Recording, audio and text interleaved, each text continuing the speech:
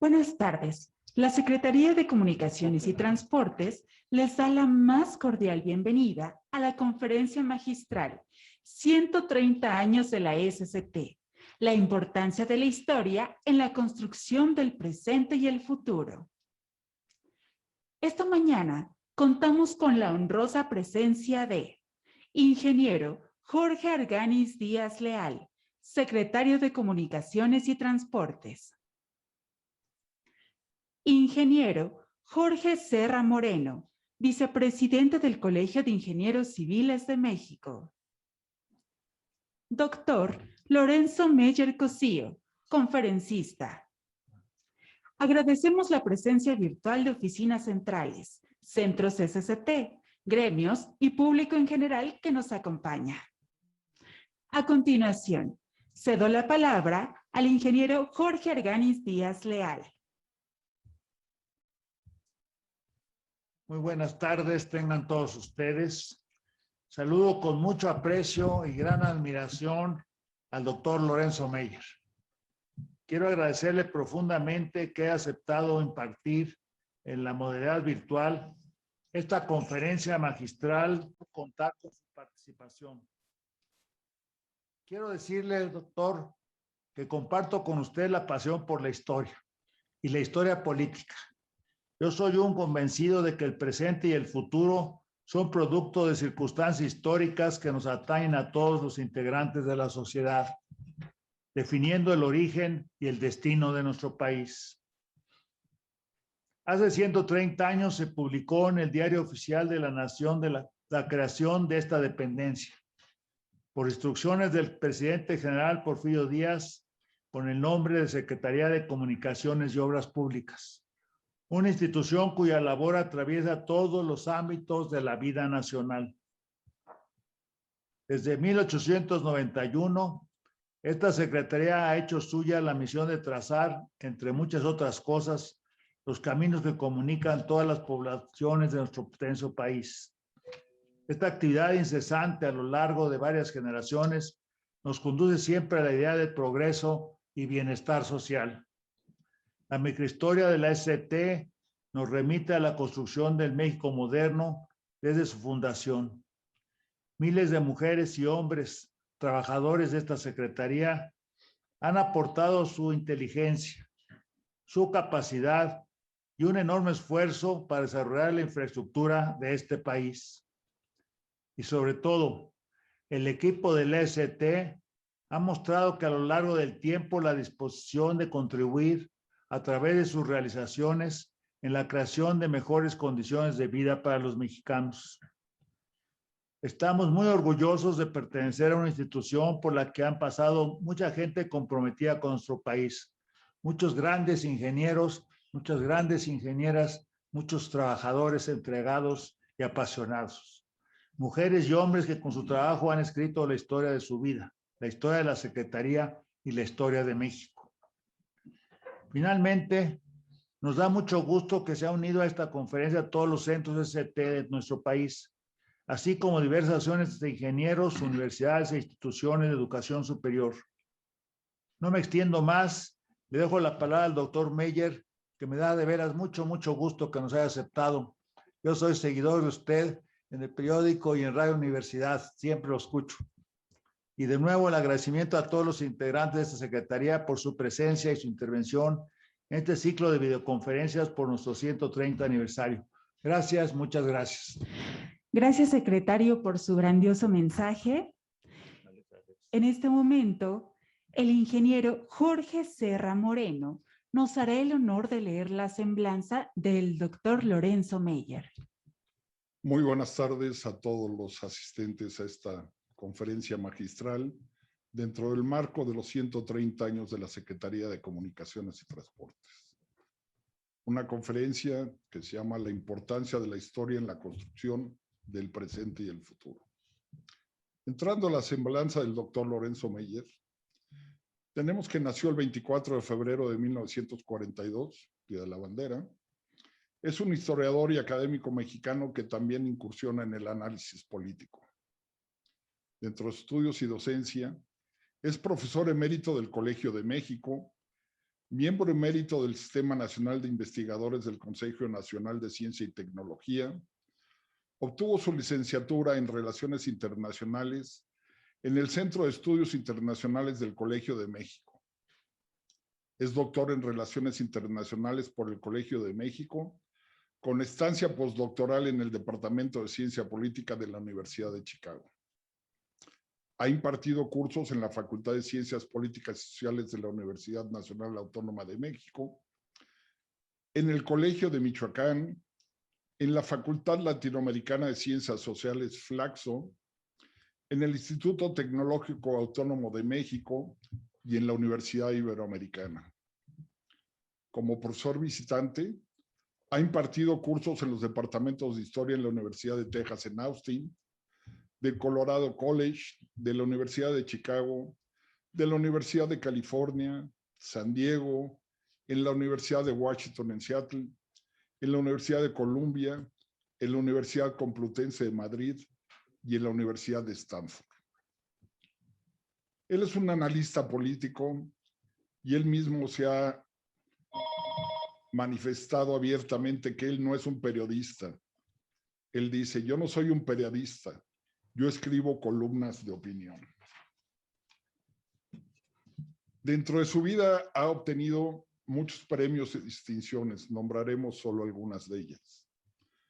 Premio de Investigación a la Academia Mexicana de Ciencias en 1974, Premio Nacional del Comité Mexicano de Ciencias Históricas por el mejor artículo histórico publicado en 1983, Premio Nacional de Periodismo de México por el mejor artículo de fondo en 1989, Medalla Capitán Alonso de León otorgada por la Sociedad Neolonesa de Historia, Geografía y Estadística en 1998, Premio Comendador de la Orden de Isabel la Católica otorgada por el Gobierno de España en 2010, Premio de Investigación Histórica sobre México Contemporáneo Daniel Cosío Villegas en el 2010, otorgado por el INER, Premio Nacional de Ciencias y Artes en el ámbito de Historia, Ciencias Sociales y Filosofía en el 2011.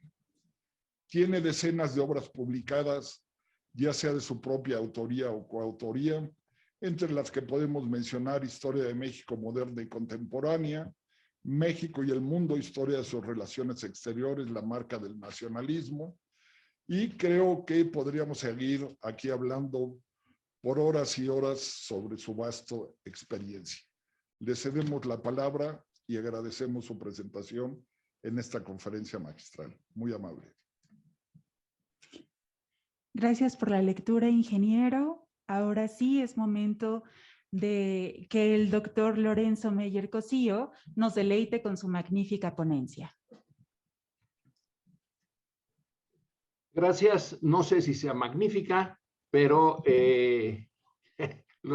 intentaré que sea interesante. Me dijeron que tengo 50 minutos y entonces los voy a aprovechar a fondo. A veces iré muy rápido en algunos aspectos.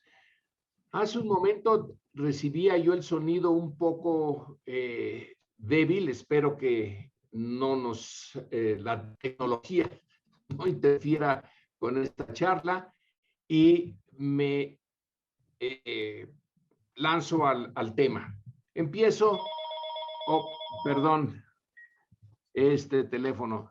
Empiezo con una anécdota de un familiar mío que también se dedica a la historia y que cuando estaba en el primero o segundo año de su licenciatura, tuvo que ir a la casa de unos amigos, no muy amigos, y alguien le preguntó con mala voluntad, bueno, ¿y eso que estudias, para qué sirve?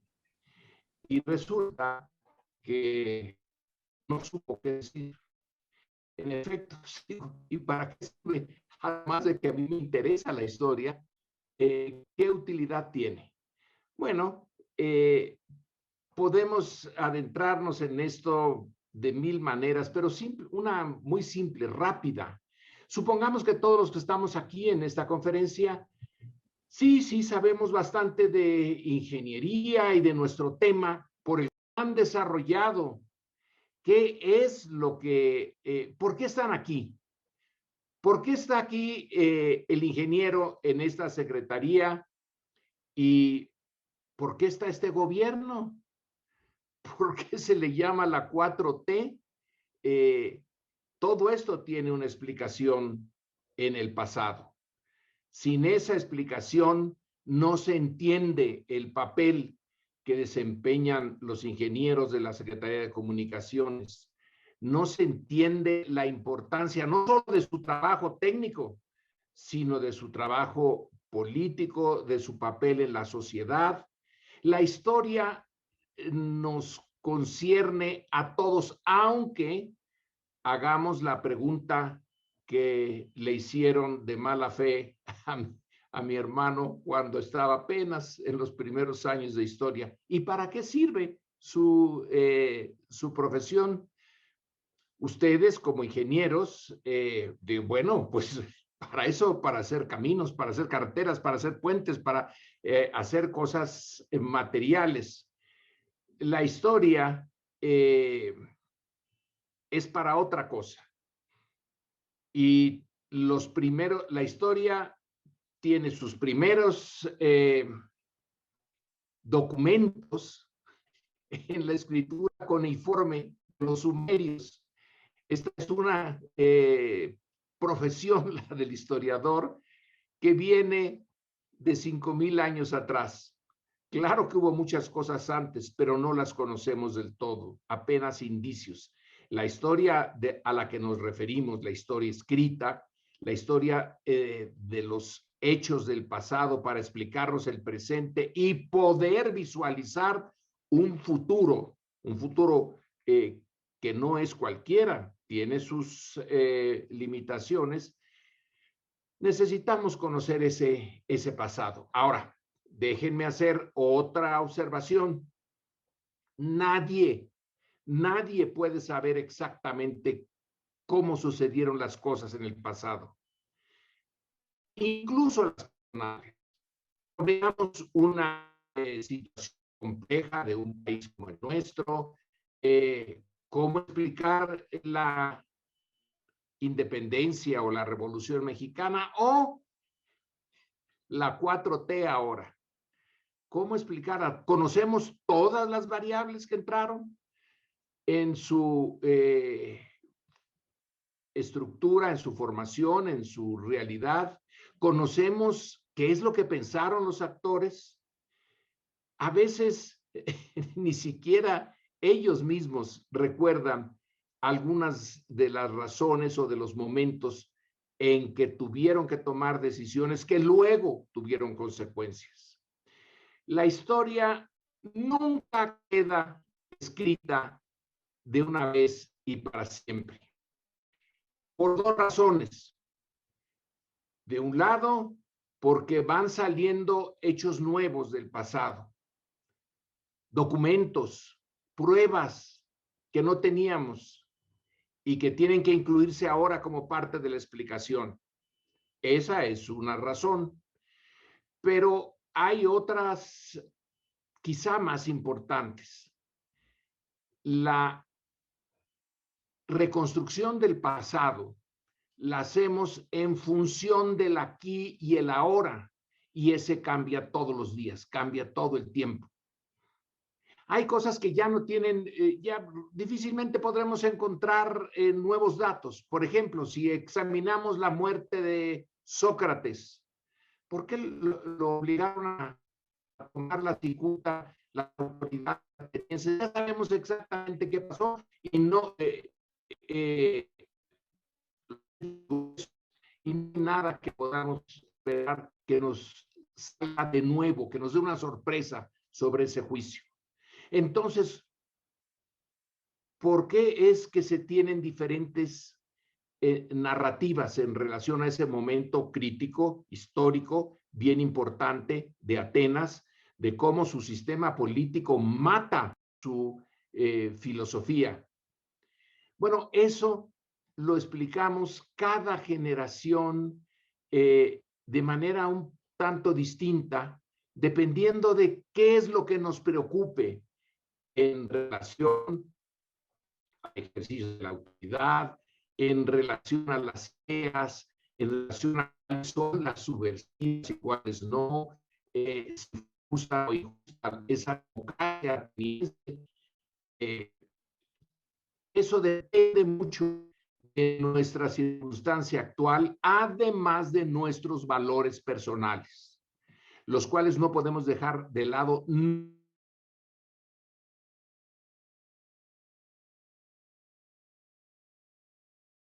Historia no existe. Entramos a ella con nuestros valores y no podemos quitárnoslos.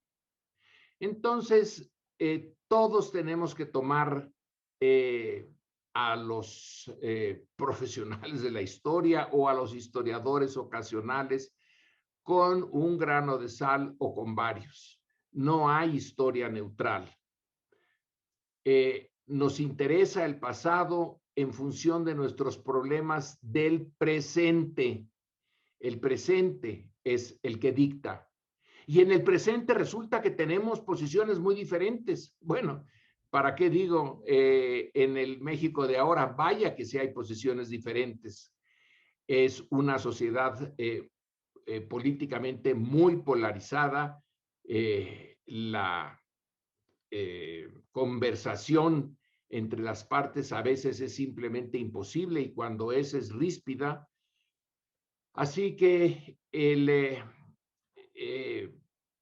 la pregunta que le hacemos al pasado depende, pues, y ya no voy a insistir más en eso, de nuestro presente, de nuestros valores y de la visión que tengamos del posible futuro o del futuro posible.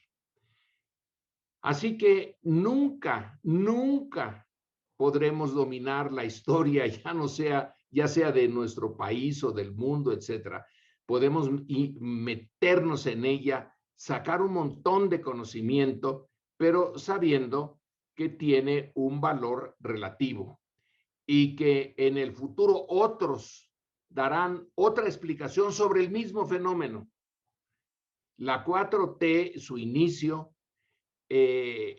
ahora ya tiene sus libros, ya tiene un montón de artículos, ya tiene sus explicaciones. Dentro de 10 años o 20 años serán distintas y el mismo hecho se verá de manera diferente. Por lo tanto, tenemos que aceptar que estamos en una disciplina que no es como la que llevan los ingenieros, que aquí no hay conceptos perfectamente definidos y que los valores pues dictan mucho lo que nosotros le pedimos a la historia. Ahora, en relación a lo que nos interesa hoy en México, en este momento, en primer lugar, ¿cómo es que nace y se forma una estructura política mexicana? ¿De dónde sale la idea de lo mexicano? Bueno, tenemos que irnos muy atrás, tenemos que irnos a la historia prehispánica, pero sobre todo al momento, ese momento fantástico y terrible del encuentro entre Europa y el mundo prehispánico. Europa es la zona de donde sale la idea de conquistar al mundo. Ya había otros imperios. Y estaba China, por ejemplo, en el siglo XVI, siglo XV, y vaya que sí estaba China. Y tenía una flota mucho mejor que cualquiera de las europeas, capaz de realmente llegar al nuevo mundo, no con esas 3 carabelitas, cascaritas de nueces que tenía Colón, con un almirante que tenía a su disposición decenas de barcos y barcos grandes. pero no tenía ese impulso. No tenía la India, que también estaba ya bastante pobladita, y tenía una buena cantidad de conocimientos, tampoco tenía ese impulso. Entonces, es el impulso europeo el que le va a dar uno de los componentes que todavía está presente el día de hoy. Ese componente es el esfuerzo imperial de Europa.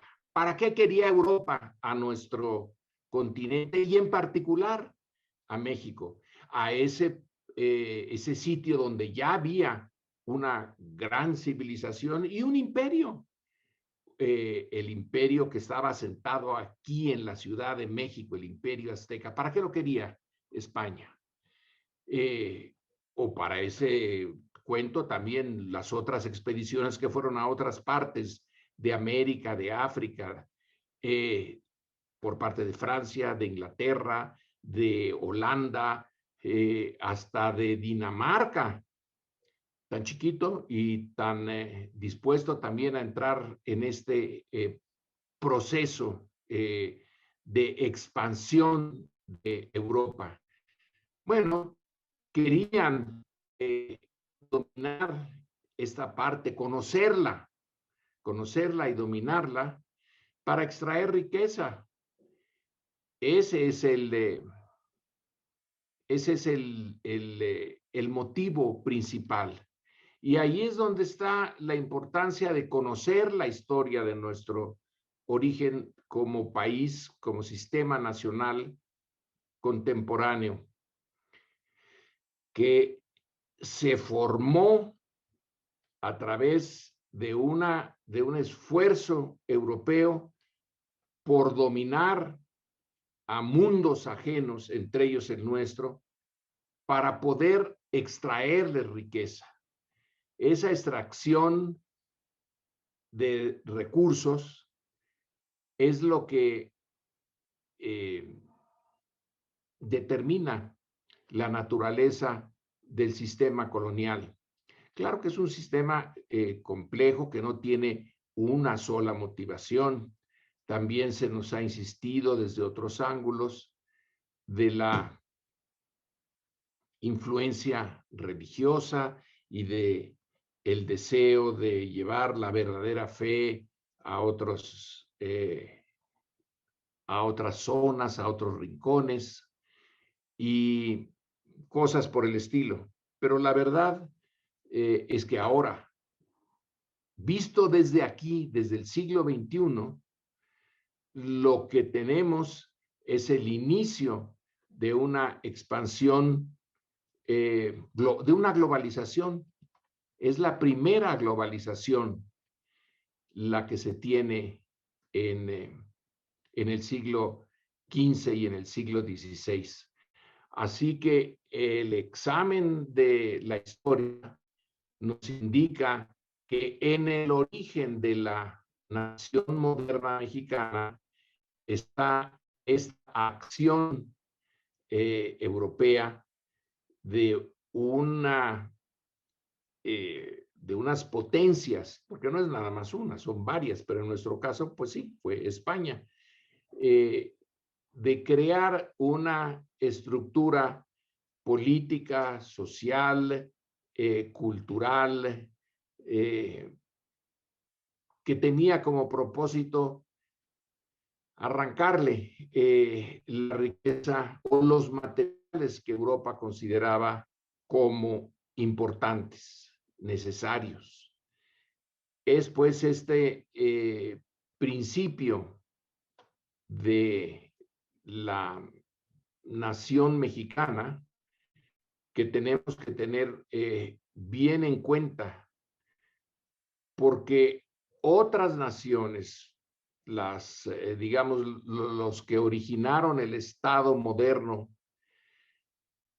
que ya hoy se ha generalizado en sus formas de dominio, de estructura en todo el mundo, bueno, esas naciones no todas surgieron al calor de la colonización. Sí, el choque entre intereses políticos y económicos, claro que está en el origen del Estado español o del Estado inglés o el francés, pero no de una manera tan clara como lo está en el caso mexicano. Así que ese es el primer elemento, a mi juicio.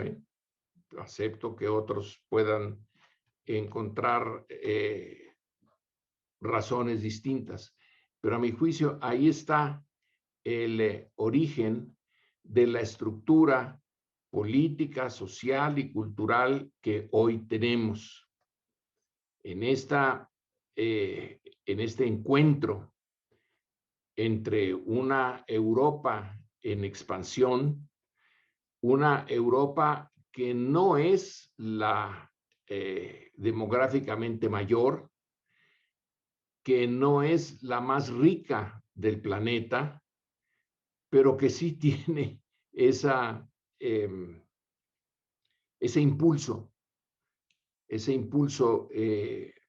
fantástico de lanzarse a lo desconocido, de irse por un océano que no se sabía bien a dónde iba a terminar. Se suponía que en la India, pero se encontró en medio a otro continente que no esperaba, y es la sorpresa y luego la capacidad de emplear lo que acababa de descubrir para su beneficio de una manera muy dura, muy brutal.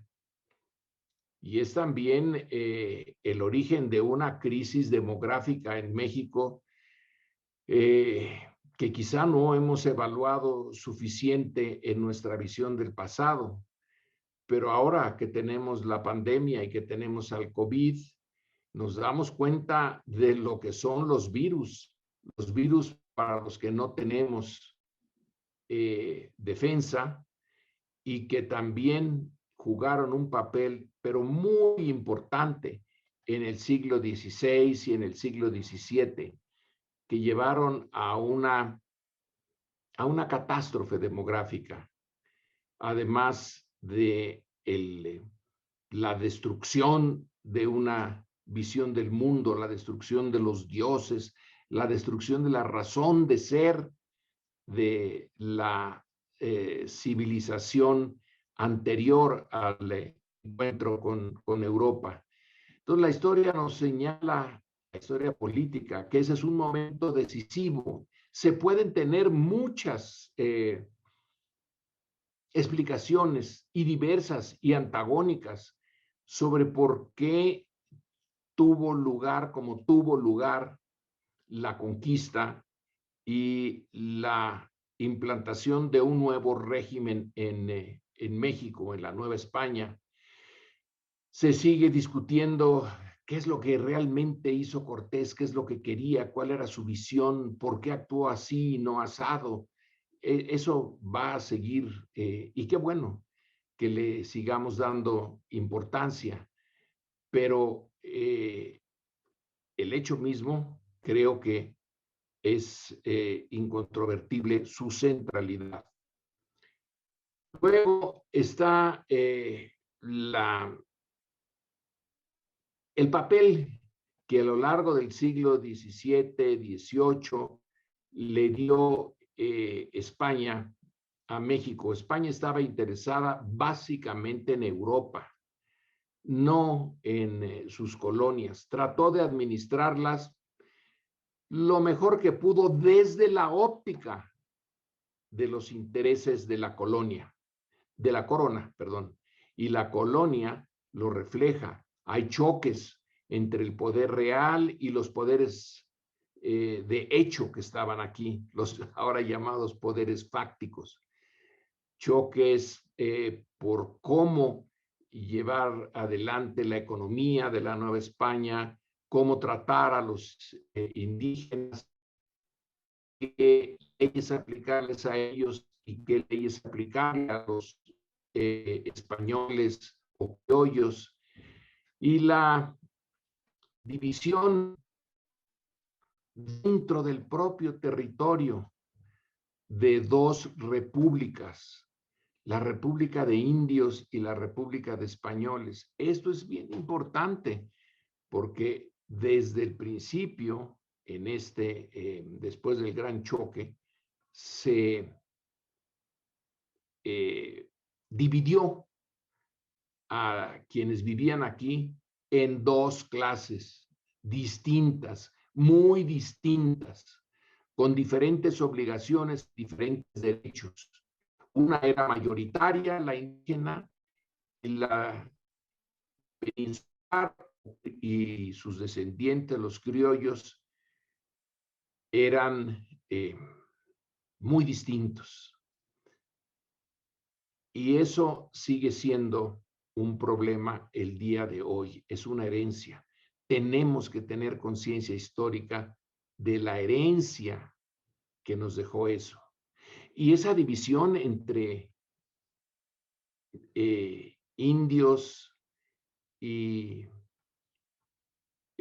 peninsulares y criollos por el otro lado, y luego lo que fue apareciendo en medio, los mestizos, más los esclavos que se importaron de África, y cómo tenemos las castas, México dividido en castas, y cada vez más castas, cada vez más cajoncitos especiales para cada uno de estos grupos. No eran lo mismo, aunque se mezclaban, no eran iguales. Y la diferencia entre gentes de razón, bueno, está el hecho clarísimo de la discusión a nivel teológico y político de si los naturales de América eran seres humanos o no. Cuando se dio la gran decisión de considerarlos humanos, pues no eran iguales todos los humanos, había unos más iguales que otros. Entonces tenemos a la gente de razón y la gente de costumbre, que conste que no le dicen gente sin razón, pero está más o menos implícito, que tenían menos capacidad para entender el mundo, para gobernarlo, porque eran gentes de costumbre. Y en cambio la gente de razón se adapta a las nuevas circunstancias, inventa, transforma. Y ahí tenemos esos 3 siglos que hoy se están discutiendo, se siguen discutiendo. Y vaya que si al presidente de la República le gusta la discusión de este tema, de esta herencia. Y está luego el periodo nacional. La idea de una nación, ya nos lo dicen los que se han adentrado en este tema de las ideas y de la importancia de las ideas políticas. Una nación es una comunidad imaginada. Es decir, las fronteras de México, bueno, sí, se dice, pues ahora está el Bravo y el Suchiate, etcétera, pero no, en otras partes no está el Bravo. Las fronteras están aquí adentro, en la visión que tenemos de nuestro pasado y de la comunidad mexicana que se empezó a construir desde la época colonial, ¿eh? Desde la época colonial está este esfuerzo por imaginar a México, pero sobre todo una vez que se tiene la independencia hay que imaginarlo, es obligación, y el papel de la élite, del gobierno, de la escuela es fundamental aquí. La enseñanza, todo elemental, pues es muy pobre en México en el siglo XIX y en buena parte del XX, pero es también necesaria para poder leer un mapa, para entender un mapa, para saber que esa figurita que viene en una página viene de las élites y va permeando las clases sociales hasta llegar a la base, al mexicano que se encuentra en la parte más pobre de la sociedad, pero que tiene idea de qué es México. Y la escuela primaria es fundamental en esto. La escuela es un instrumento político, además de educarnos en las benditas matemáticas y en la lengua y en la geografía y en la ciencia. Es un instrumento político porque nos da, nos inyecta la idea de una comunidad que tiene intereses diferentes a los de las otras comunidades nacionales. No inventamos la idea de nación.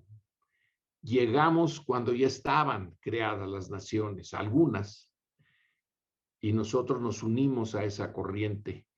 En realidad no había alternativa.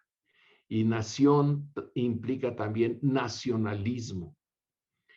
Y el nacionalismo es una forma de ver el mundo que puede tener sus partes positivas y muy negativas.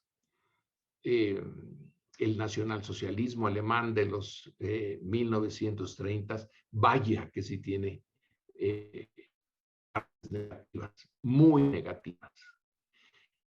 Pero el nacionalismo mexicano es más bien defensivo y necesario, muy necesario, para poder navegar como comunidad con intereses diferentes, no necesariamente antagónicos, simplemente diferentes a los de otras comunidades, pero a veces sí son antagónicos. Y para poder navegar en ese mundo formado por estados nacionales, pues necesitamos el nuestro. Y el nuestro, para tener consistencia, necesita de la idea del nacionalismo. Y la idea del nacionalismo está afincada, entre otras cosas, en la historia. No nada más en la historia. Pero vaya que si tiene en ella uno de sus cimientos más importantes. Y no se formó desde el principio. No nacimos con nacionalismo. Se fue formando. Y miren que si teníamos problemas para formarlo.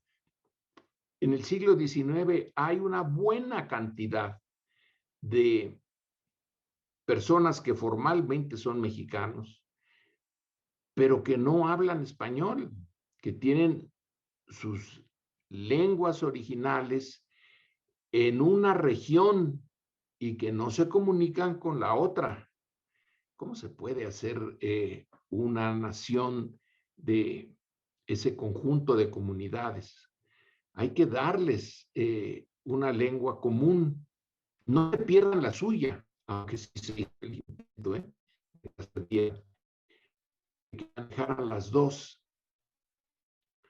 Pero eso, expandir el conocimiento de un idioma para todos, requería tiempo y recursos. Y en el México del siglo XIX hay una enorme pobreza en el erario.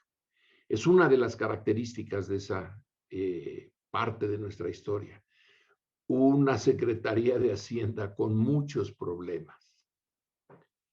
Y luego está los separatismos. La República Mexicana, y ustedes lo saben en la Secretaría de Comunicaciones mucho mejor que yo, no es fácil de comunicar las regiones. Costó un esfuerzo enorme crear el sistema de ferrocarriles. Sí, caminos antes. Y está el famoso Camino Real de Tierra Adentro, que va desde el centro de México hasta ese norte que todavía no se conocía muy bien y que tiene que llegar hasta Nuevo México y hasta Nuestra Señora de los Ángeles, allá en las Californias, el ir superando los obstáculos naturales que llevan a la creación de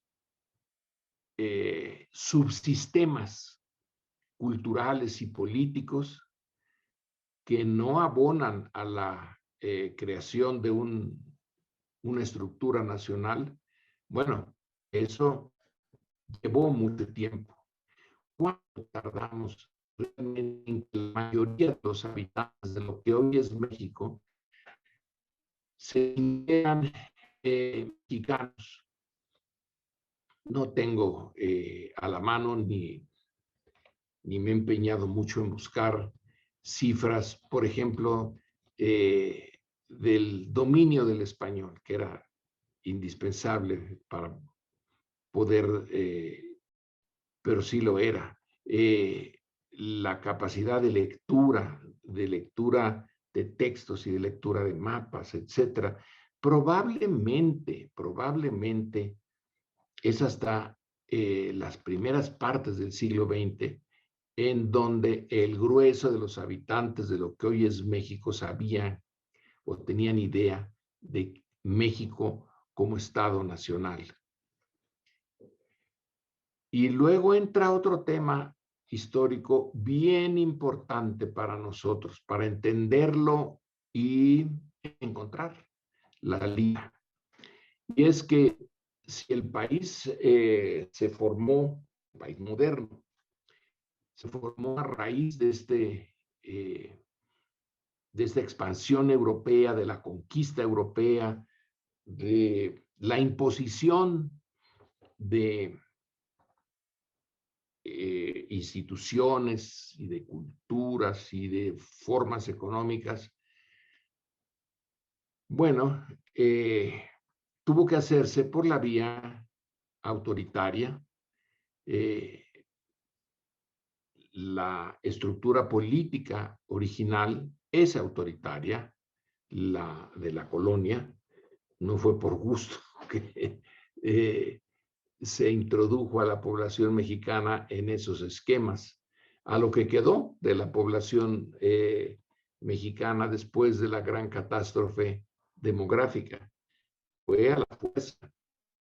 Y esa herencia política va a subsistir ya en el México nacional, en el México del siglo XIX y del siglo XX.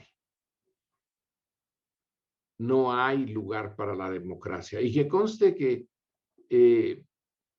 bueno, se puede decir que no era posible por el tipo de sociedad que se había construido antes. Ahí está la explicación histórica. Si era una sociedad de República de Indios y República de Españoles, si era una sociedad donde había gente de razón y gente de costumbre, si había una sociedad de castas, pues la idea de que todos somos iguales en política y de que vale lo mismo el voto de un gran terrateniente o de un general que el voto de un peón, va a estar muy difícil de que, a lo mejor se entiende, pero no se acepta. O a lo mejor se entiende y se acepta, pero no se puede practicar. Entonces, la construcción de un sistema político democrático, primero tuvo que superar la lucha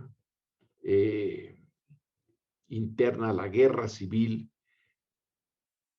desafortunadísima del siglo XIX hasta llegar a la República restaurada, después de los dos intentos de la creación de un sistema monárquico, de un sistema imperial, el primer imperio con Iturbide, el segundo imperio con Maximiliano, hasta superar eso, quedó claramente, pero en la formalidad, que México era un país democrático, una república democrática, pero no lo era.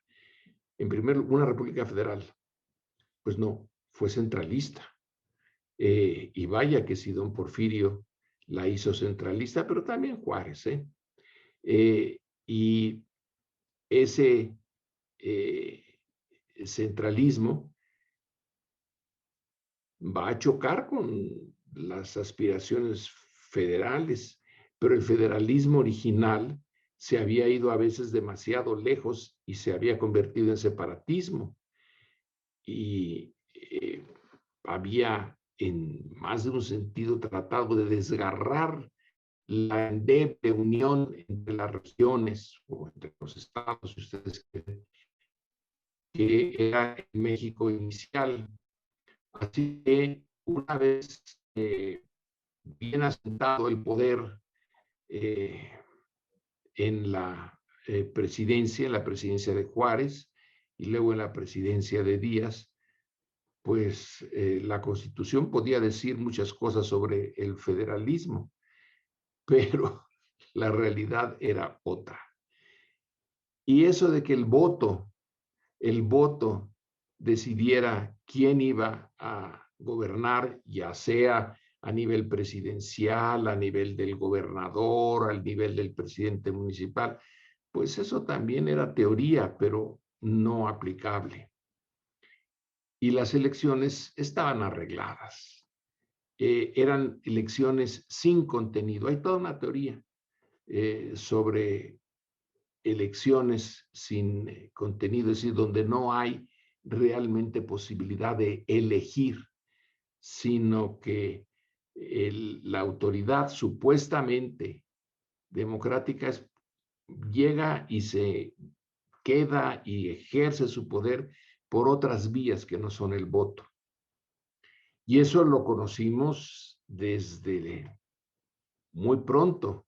La primera elección que tuvo lugar en México bajo las reglas de la Constitución de Cádiz de 1812, rápidamente el virrey dijo, no, esto no funciona. Y entonces lo hizo a un lado. Y luego ya cuando vino la independencia, tampoco fue a través del voto. Eran los hombres fuertes locales, los caudillos, el ejército, los ejércitos, porque siempre estaba dividido, los que ponían, negociaban, quién era la autoridad. Y además fue larga la lucha por separar a la autoridad religiosa de la autoridad política, porque en el origen estaban muy juntas, como en fin, en el origen mismo de la civilización. En las primeras noticias que tenemos de la civilización en Mesopotamia, pues eso, el rey y el sacerdote era lo mismo. Separarlos aquí costó y eso se logró realmente a medias. Todavía están muy cercanas, pese a la reforma, pese al triunfo del liberalismo, pese al triunfo del gobierno federal sobre los cristeros en los 1920. Pero el respeto al voto es realmente lo más reciente. Entonces, para entender nuestra coyuntura política ahora, que está centrada hoy en particular, que vienen las elecciones intermedias en este sexenio y de las cuales depende la conformación del Congreso, y de la conformación de ese Congreso depende de si las iniciativas del presidente se llevan a cabo o no se llevan a cabo. Bueno, pues entonces tenemos una lucha por el voto en donde pesa muchísimo, muchísimo el pasado histórico. mexicano es normal, es muy desconfiado en relación al voto. Ha vivido muchos fraudes electorales. No se la cree. Entonces, la atmósfera hoy es de sospecha de fraude. La oposición está segura de que se quiere manipular y desde el poder presidencial y del partido mayoritario se está muy seguro de que las instituciones autónomas que vigilan la calidad del voto se van a ir, se han sesgado ya y se van a ir en contra del gobierno y a favorecer a los partidos de oposición. Esto viene de una historia. El mexicano es desconfiado porque ha vivido en el autoritarismo y va a costar mucho trabajo el superar este tipo de cultura cívica que tenemos, en donde la sospecha sobre la manipulación de las elecciones es muy profunda. Y si las elecciones no son vistas de manera como el origen legítimo de la autoridad, la legitimidad de todas las autoridades está en entredicho. Y sin legitimidad es bien difícil llevar adelante la política cotidiana y desde luego más difícil llevar adelante las transformaciones políticas. Y aquí llega el otro punto central de nuestra historia. Esta sociedad, como resultado lógico de la conquista, pero antes de la conquista ya estaban dividida en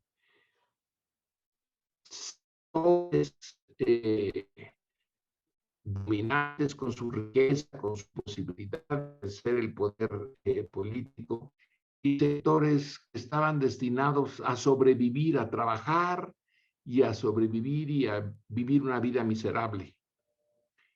Y esta distribución tan desigual de la riqueza y del poder, perdón, déjenme quitar esto. Esta distribución tan desigual es una de las características del México actual. El INEGI, entre otros, nos da las cifras para poder ver la enorme concentración de riqueza en un sector muy pequeño de la población, y que la desigualdad es una de nuestras características. La democracia no requiere que todos tengamos la misma situación económica, la misma situación material, pero sí requiere un mínimo de igualdad material, o vamos a ponerlo de otra manera, que la desigualdad no sea muy grande, porque en el ejercicio real de la política, el dinero es una gran herramienta. Y si la riqueza está concentrada en unos pocos, ellos van a usar ese poder para mantener la estructura social y que les beneficia. Y esa estructura social está defendida o no por un poder político.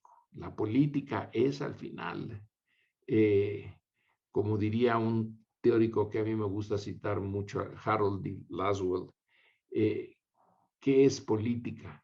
Bueno, la política finalmente se reduce a quién consigue qué, cómo y cuándo. Entonces, la lucha por recursos.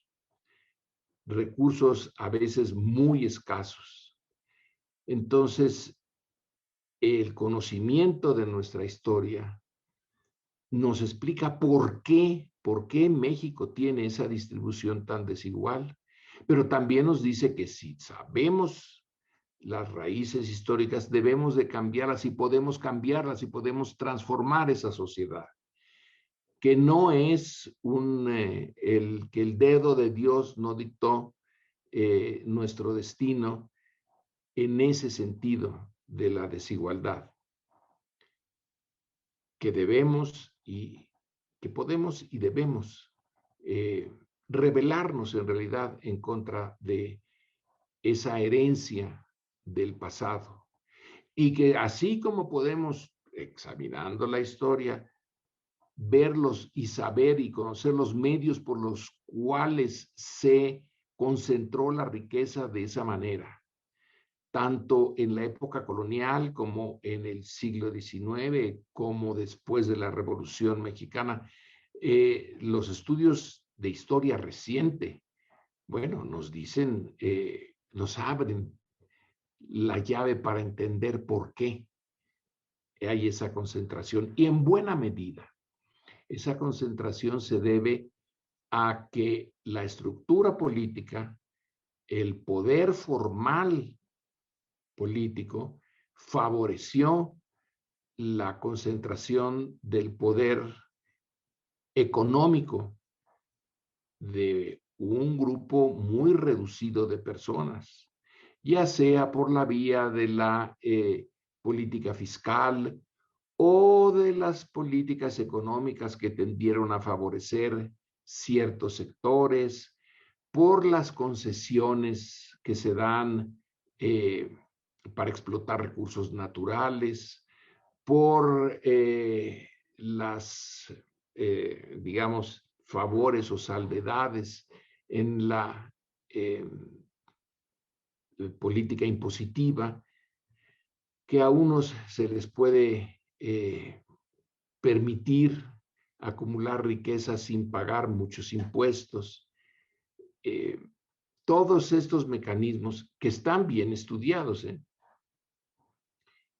y son de historia reciente, que tienen su base en el pasado, nos pueden explicar muy bien por qué estamos en esta situación de desigualdad y estudiando la historia de otros países, de otras sociedades.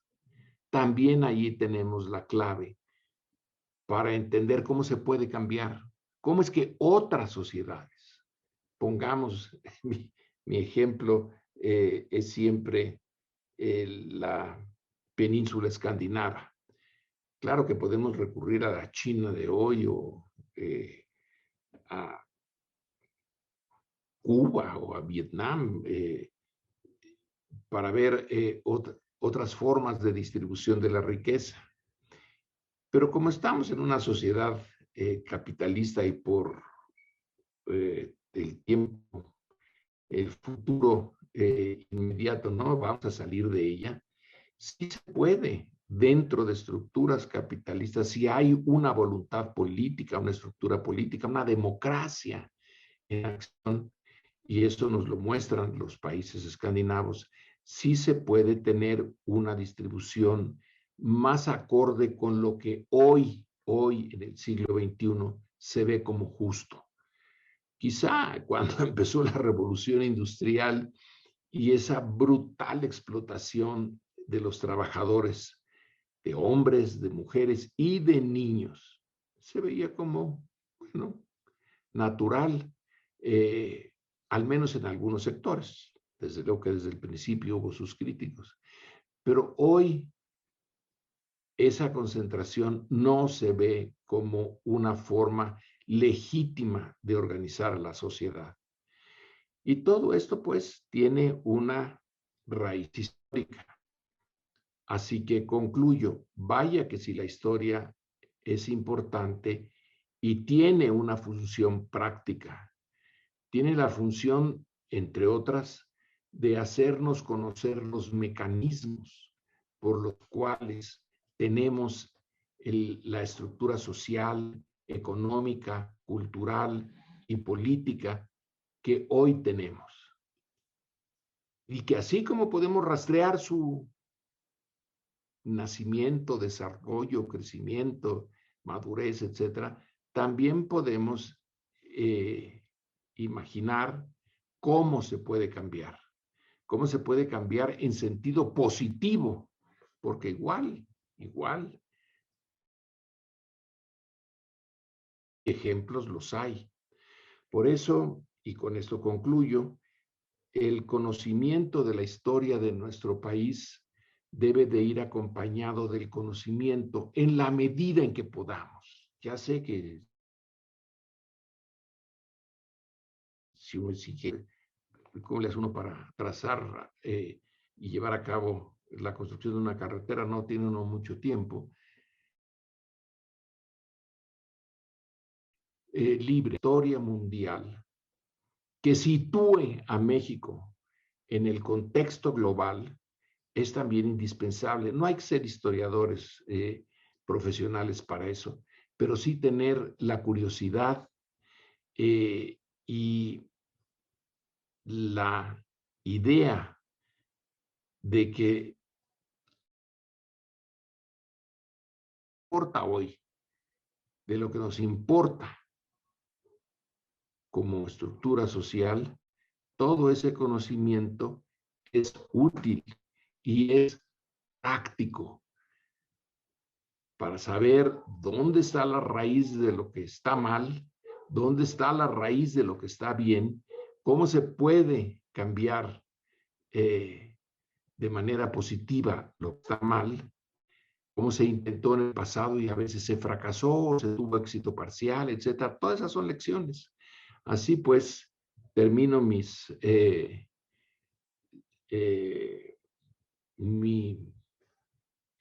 tiempo con ustedes con esa reflexión. Vaya que si la historia es útil, es práctica y nos hace ciudadanos más conscientes de lo que tenemos, de lo que no tenemos y de cuál es nuestra obligación hacia el contexto nacional y mundial en el que vivimos. Y muchas gracias.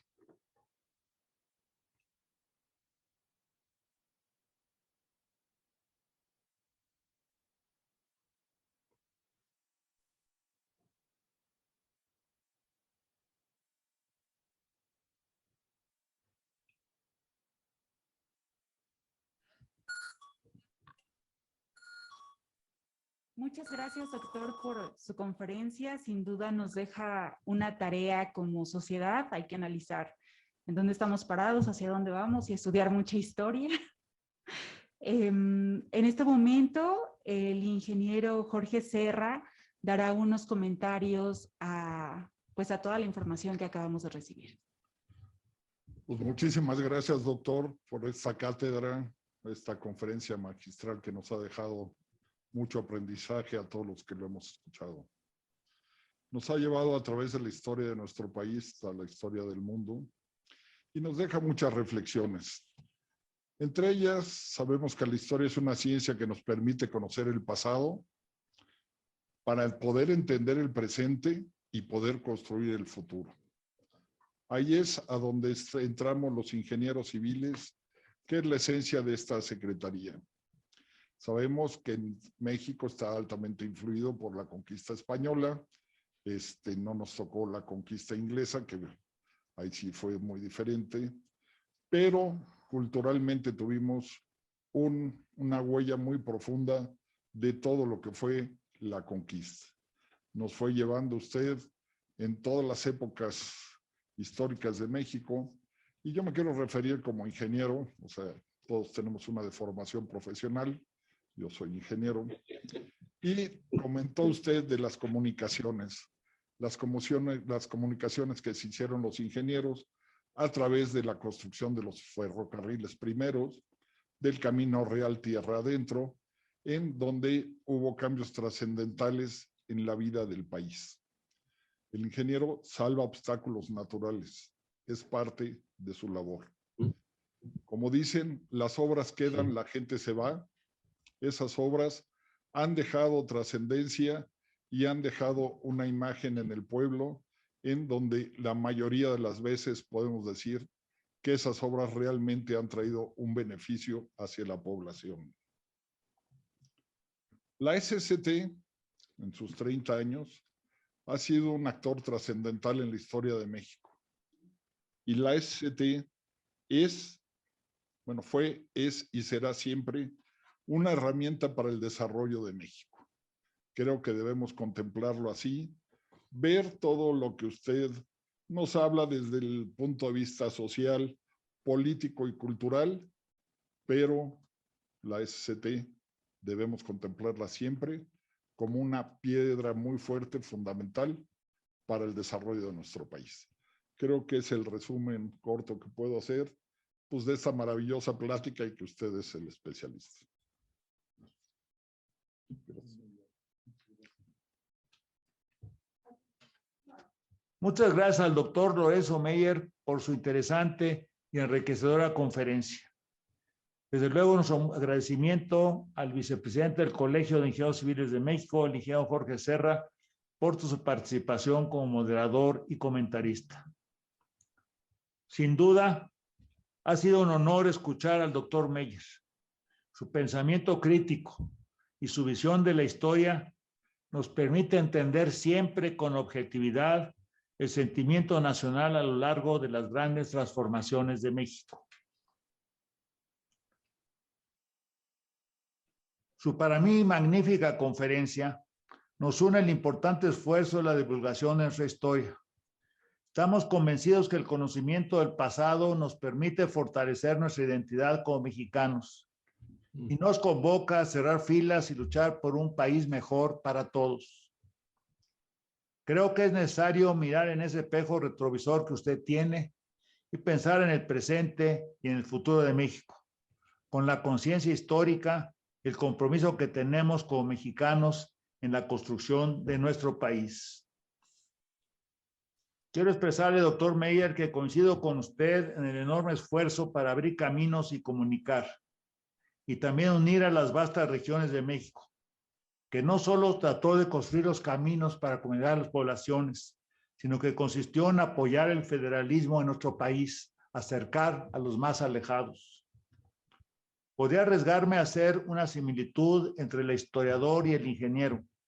Los dos requieren aplicar la imaginación, mucha imaginación, y para realizar sus actividades. Sin duda hay un paralelismo en la construcción de la historia de México y en la construcción de la infraestructura nacional. Para mí, quienes formamos parte de la Secretaría de Comunicaciones, estamos conscientes que nos corresponde desempeñar un trabajo que debemos refrendar día a día, asumiendo un compromiso permanente con México y su viabilidad al futuro.